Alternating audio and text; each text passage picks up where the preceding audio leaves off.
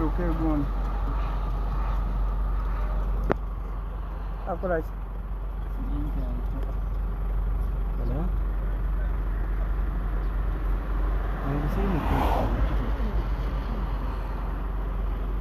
Jona?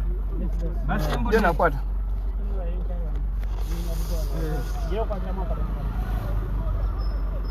Yes. Baba mtulogo.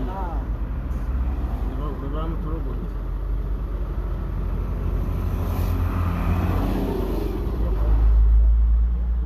Mudwalire Naggulu. Kana temugula obajja baleka. Mudwalire Naggulu, mudwalire oli Naggulu. Twagala kuleka muntu wa. Mozali. Naye nga tebakkiriza bantu kugenda mulaba. Boss. Gye baamujja. Amaduko ozaya ki emaze? Bwe baamujjayo baamutwala. Eno nkalu. Eyani efudde. Baamujjayo ne bamutwala e Mulago. Asipakati omufudde. Siri Arua. Siri Arua.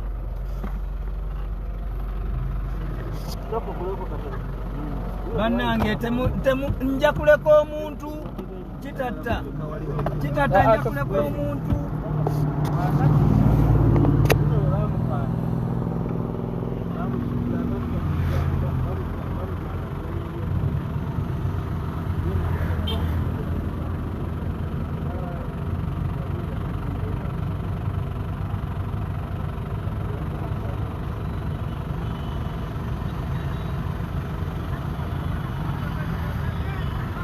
Jona nkuwe.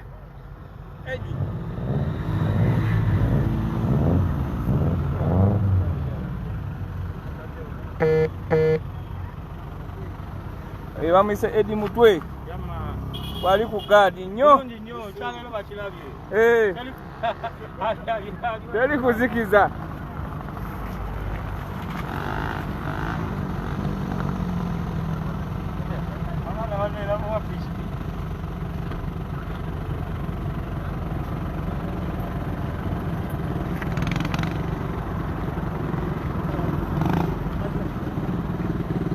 Moving time. Yeah, man.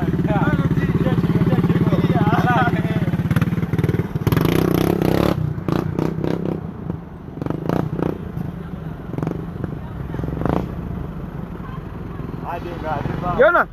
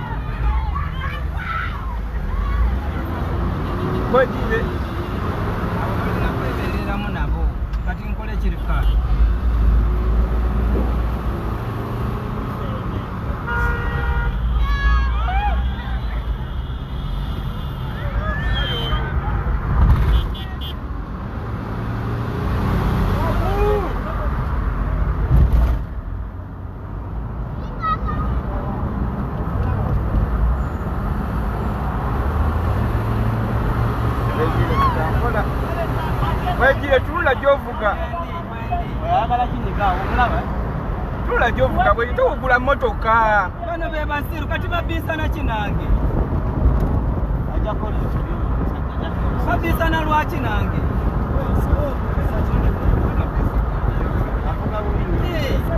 Abantu betaaga controllinga nga tuli boyega ba mu meeting baji.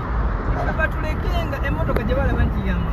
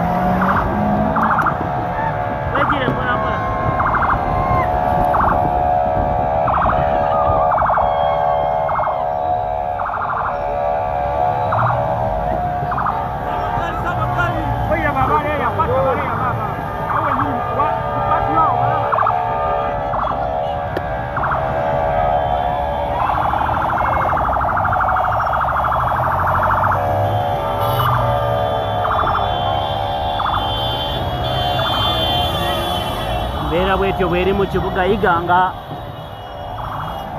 Patrols nya zezegase mu kuwerekera omubaka wa Chadon Issa babasentamu abantu bangi nnyo.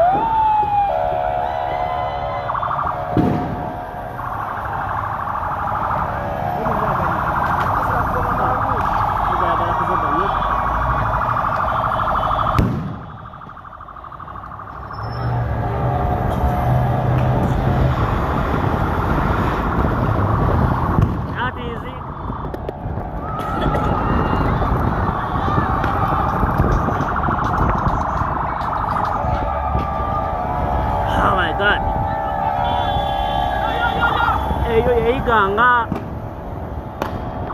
sajja bakuba live threats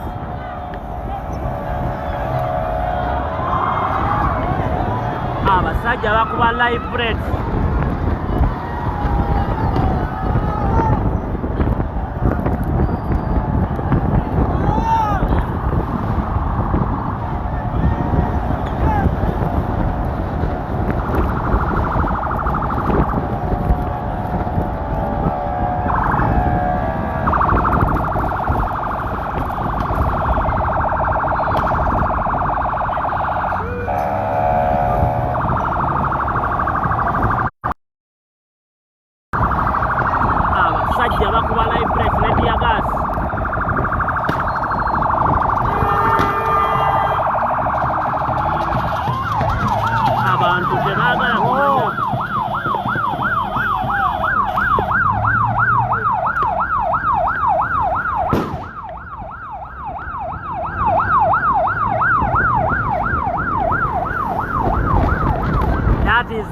I told you abasajja ba Eastern Uganda abasalawo.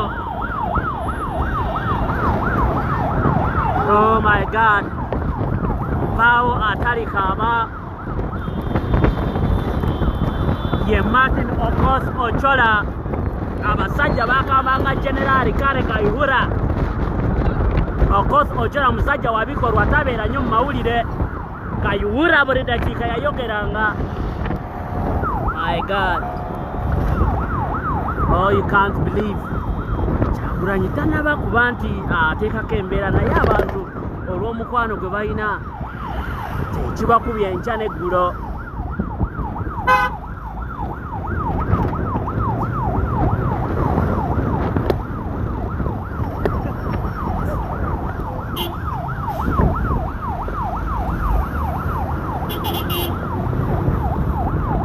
Iganga moto moto muliro muguliro.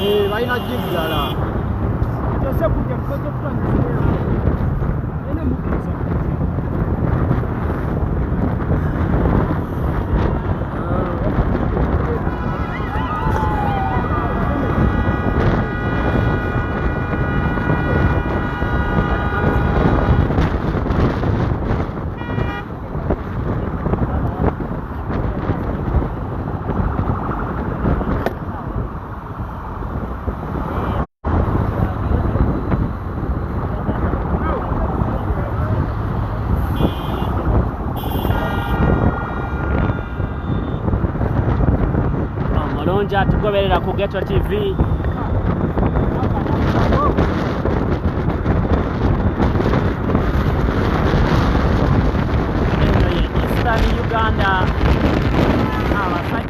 nga asalawo okugamba minisita emwera sipiika naye abalonzi baamu bakoowu nnyo tetumanyi lwaki oba abakulu tebatuusa ku saavisi oba tetumanyi bandibadde basimu nnyo eri gavumenti ya Mwai Museveni naye ate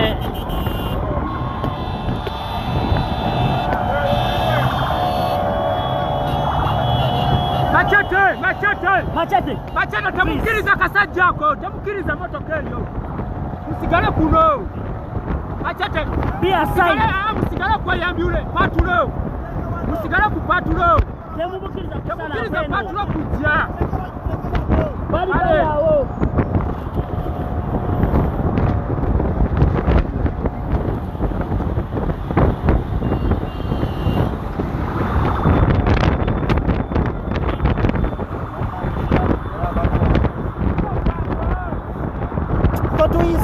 Totuisa.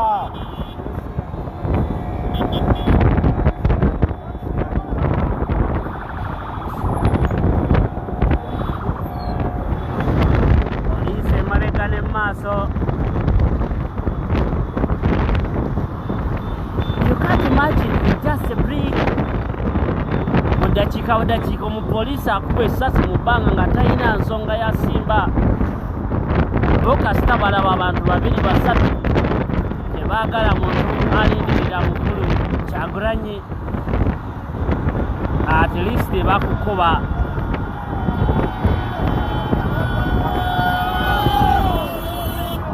ono mulekere kamera mubeerawo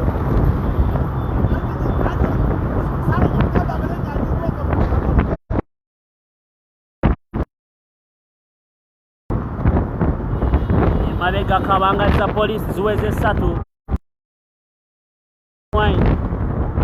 iganga waliyo 2 sako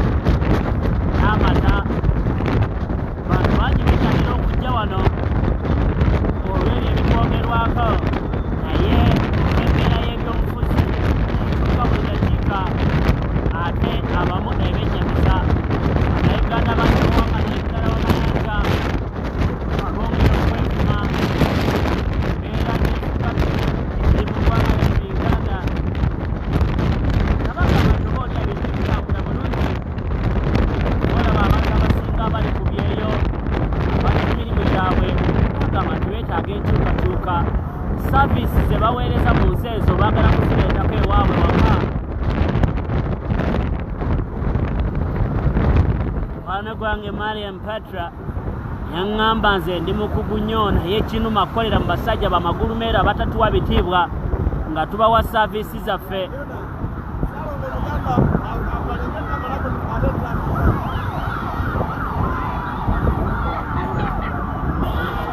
Abantu poliisi weeri naye tebaagala kumanya abantu batono nnyo naye katira abapoliisi beekubyemu omuka bwe benkana. They are just few but police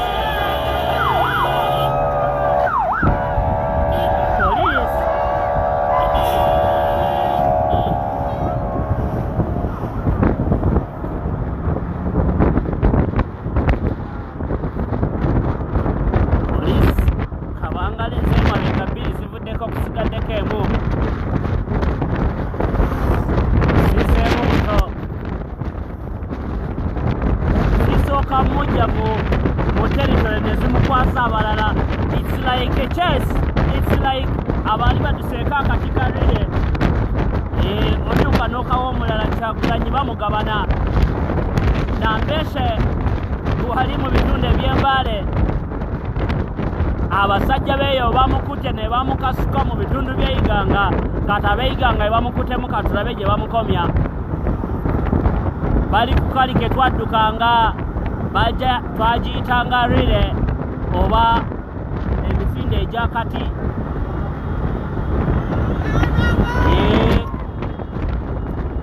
bange bangi abamanyi okudduka emisinde egyo siryerabira omuvubuka etwayitanga Hassan ayima musajja nga adduka emisinde afubutuka 100% naye ng'egyobuti amanyi n'okuyisa banne ye naayungawo naye ng'atamanyi nti kisobyo poliisi kyekola edduka neewamu omulala abasajja ababoodabooda bo mwebale nnyo bino Bobby byagamba nti kuno kwonona nsimbi za muwa musolo amaanyi agamuteekebwako singa gateekebwa mu kulongoosa amalwaliro okulongoosa embeera y'abaganda baffe abapoliisi ako n'amagye mwe basula kulongoosa omutindo gw'amasomero aga nti bino byonna ensi yandibadde nnungi poliisi kati ekolera ekkubo Robert Kyagulanyi Ssentamu n'awali ebimotoka emuwe ekkubo bamukolera ekkubo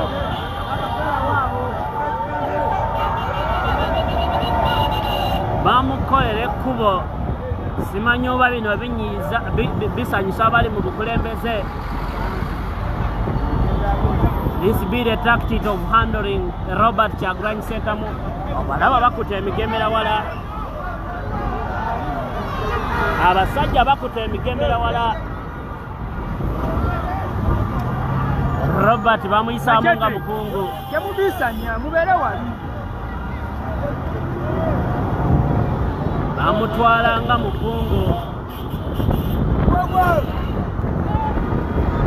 poliisi awerekeddwako nakugambye dda basajja be Medad Segona Jandala Sulaiman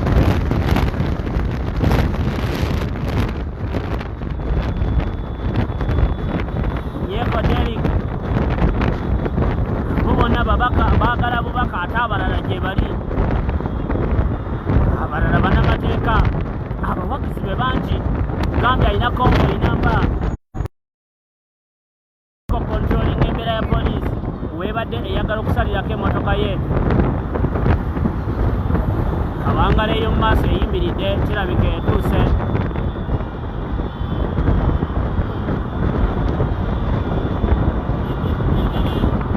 kabangala emu bagijjeko nga bwe nakugambye bino byakati waliwo erinze yiino. Oh my God, bino bijja kukunyumirago omulabi wa Ghetto TV okisanga wano. Bintu byakati kwatamu nkwatemu tebaagala kweseera abantu abali bitundu ebyekasese oŋŋambye babiri enti you are loud and clear koli eyeeyiganga bino byonna bw'omugoberezi wamanyi bikusanyusa oba tebikusanyusa. Musajja Munnayuganda Robert Kyagulanyi Ssentamu omwana ow'Engombe yakulira mu bitundu eby'Kamwokya nga kati awangalira mu kitundu eky'Emagere wali mu Kyaddondo East gy'akiikirira ye poliisi emuganya kuyimirira wantu.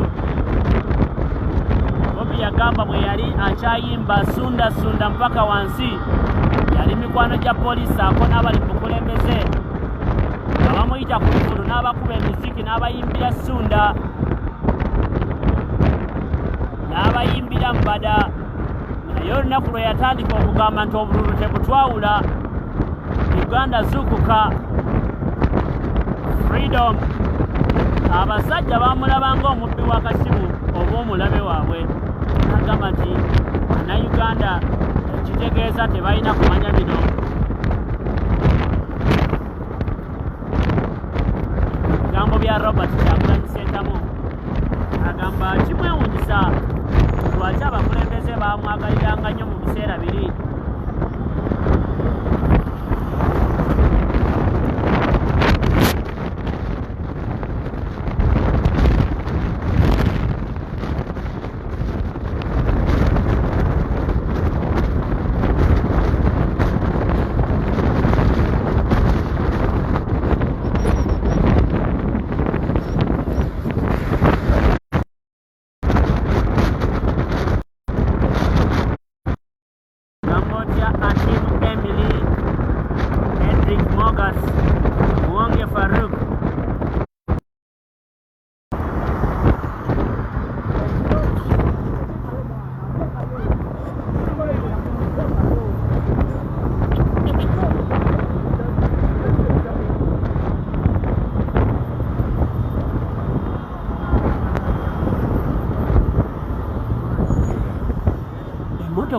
kabanga liziweze 5 emabega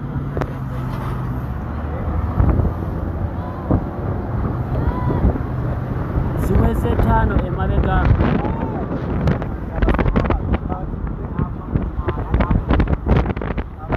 You can't believe what I'm seeing here in eastern Uganda.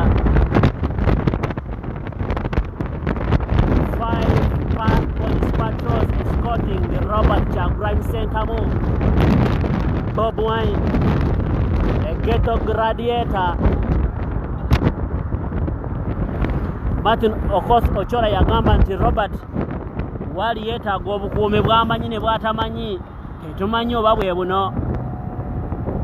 Yali ku floor ya parliament n'akakasa nti Kyagulanyi is a very important man. He should be given security. Kyatamanyi ku lunaku bw'anaakakasibwa akakiiko ebyokulonda awo aweebwe official security ky'anaategeezebwako. Kyagulanyi yabagamba nti tagyetaaga alina abantu naye poliisi egamba tugikuwa.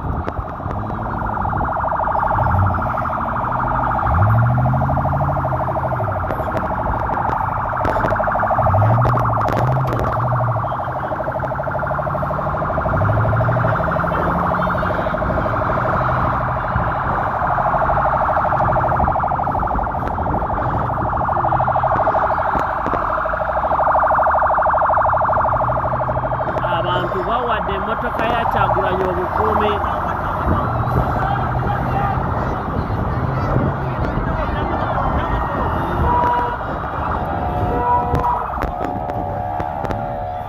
Bwana tatuka awo wenyini kavaawo Liiso ogiwulira tatuka.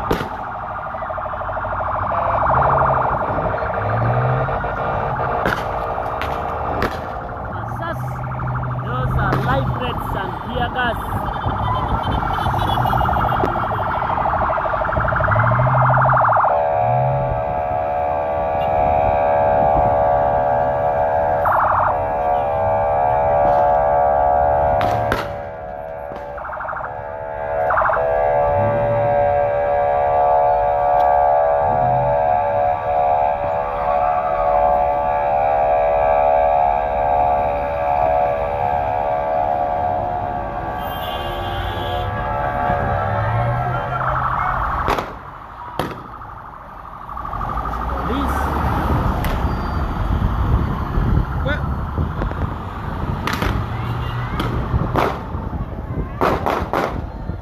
You can't believe those are live breaths. What's really happening in Uganda? Tatuka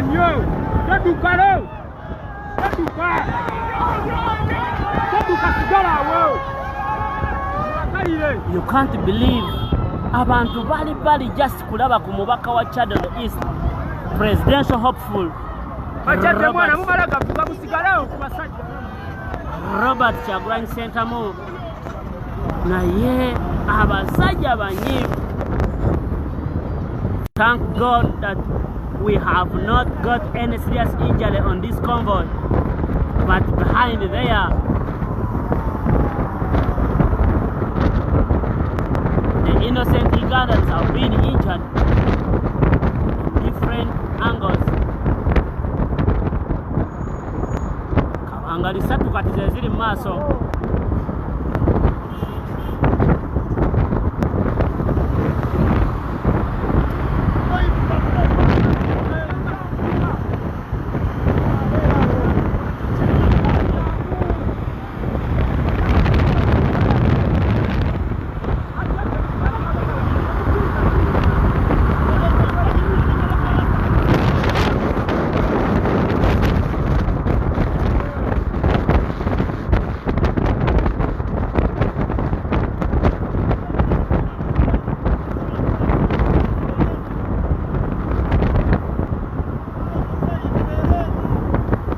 Maaso ziri 3 mabega 2.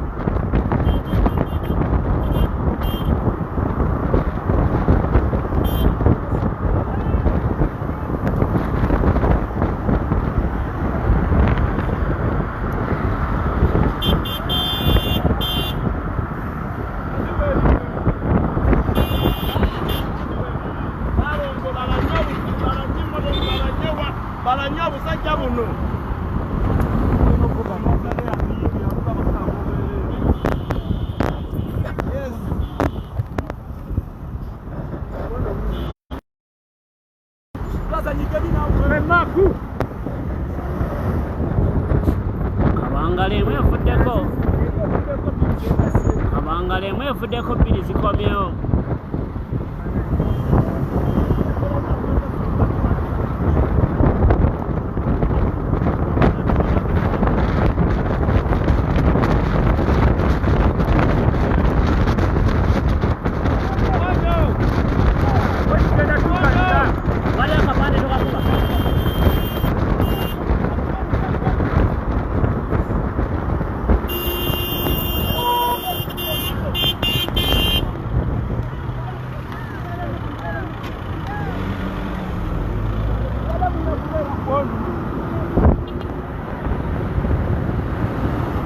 Chirichikya.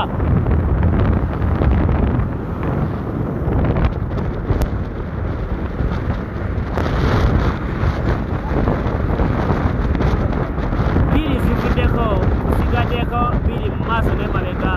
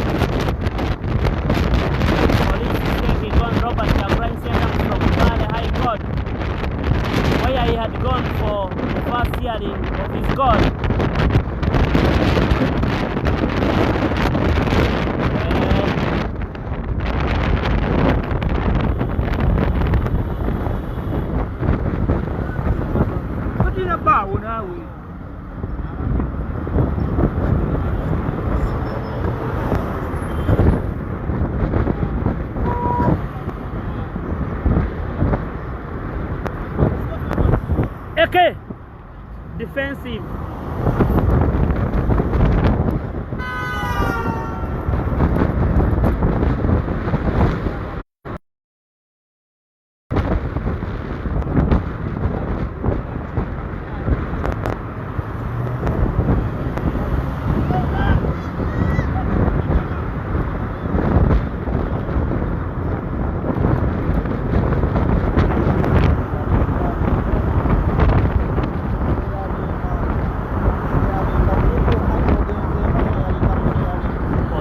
bagatiddwako amagye bali mu kyamalo kya Uganda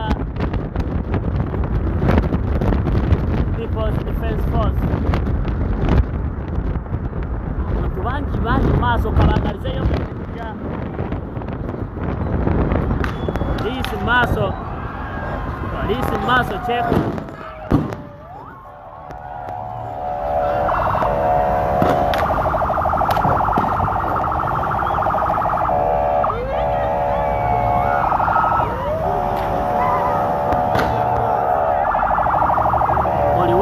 kasitesanga abantu masasi tiyagasi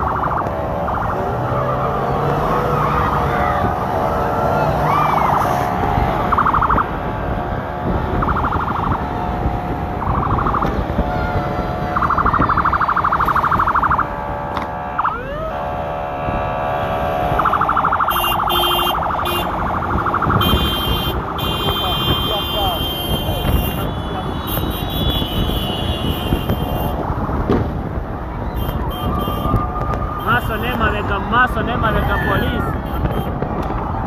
I don't think maybe, but I don't think maybe kisoboka naye sikiriza nti government bino byekola oba bijinyumira. I'm just wondering whether the police is taking its own decision.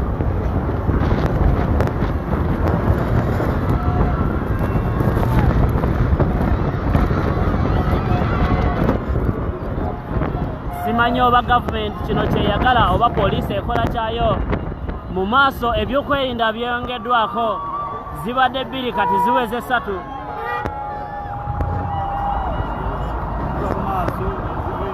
Maaso n'emabega poliisi. Abaana bakiyita mudigido bali ku mudigido.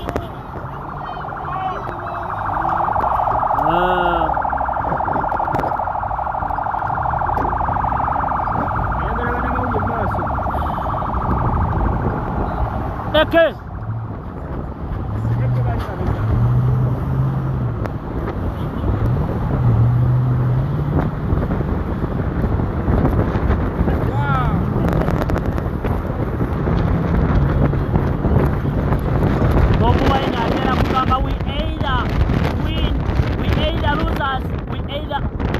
Win all as wise men or we lose together as fools. Atera kubagamba fena either tuwangulanga abooluganda oba fena tugwewamu ng'abagwagwa. Nsuubira engombe y'abantu bagitegeera kuba engeri gye bamuwa protection it is beyond his statement. Kiddamu body has no money to pay these people the way they protect him.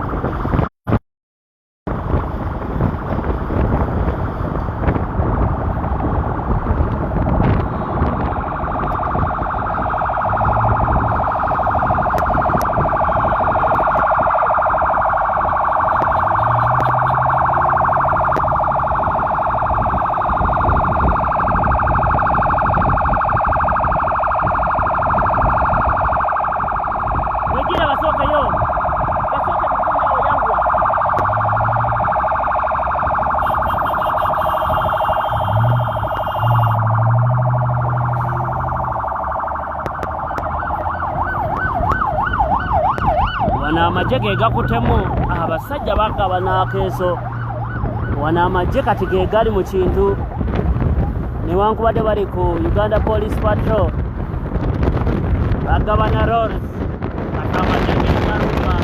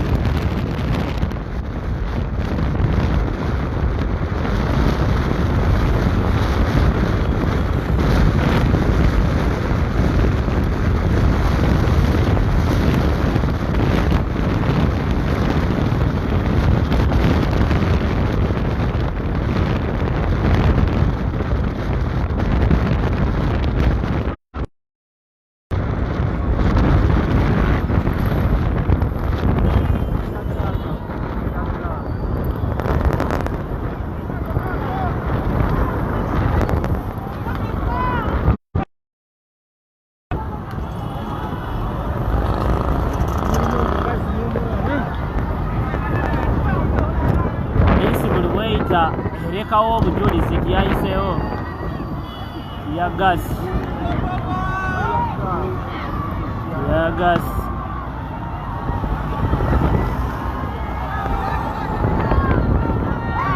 ne rubber bullets. Poliisi olwaleero ekyefuze tuli mu Jinja, tuyingidde Jinja.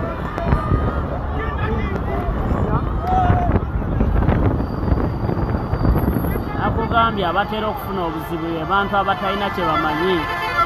Poliisi egenda ekuba omuto ogubalagala ne rubber bullets ku bantu abatamanyi na bigenda mu maaso.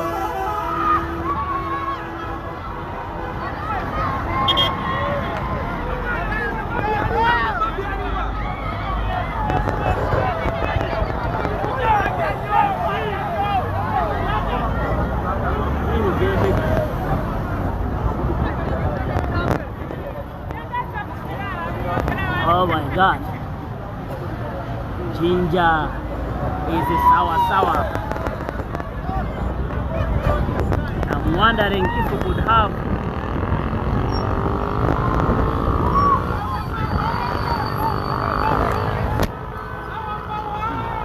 oh my God.